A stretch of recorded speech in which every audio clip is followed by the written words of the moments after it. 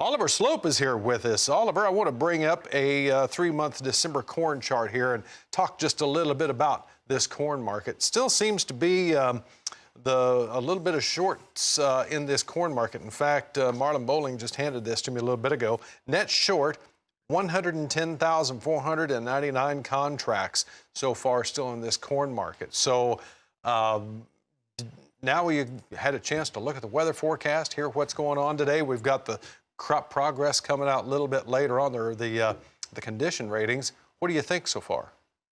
Well, we have seen quite a bit of short covering here over the last couple of weeks, and if you recall, a lot of that came on August 12th and then on August 13th. And looking at Friday's Commitment of Traders report, it showed that funds bought back roughly 62,000 contracts, so 110,000 and change net short right now. That's not substantial, and it's not really worrisome or to the extreme level where you're looking for a huge surge higher. And I know there's been a lot of talk about weather here over the weekend, too, things heating up throughout the Midwest. I'm not so sure that we're in that time frame where it's going to be as meaningful for corn here going forward, but I think it will have potential to have more of an impact on the soybean market. So we're kind of focusing in on that soybean market.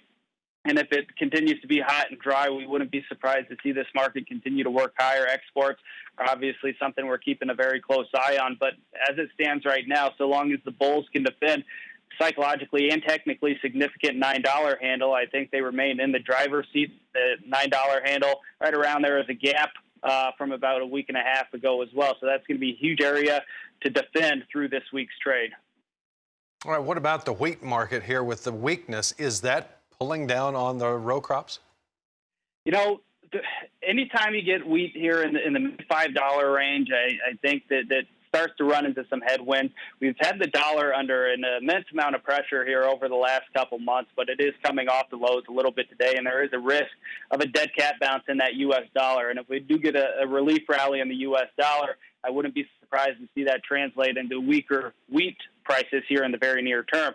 On top of that, we've got a little bit of a technical resistance trend line from those contract highs back in January that comes in near 540, which is kind of where we fizzled out early this morning. If we continue to fail out against that pocket, I wouldn't be surprised to see some long liquidation step into the market, potentially take us back towards a psychologically and technically significant $5 handle.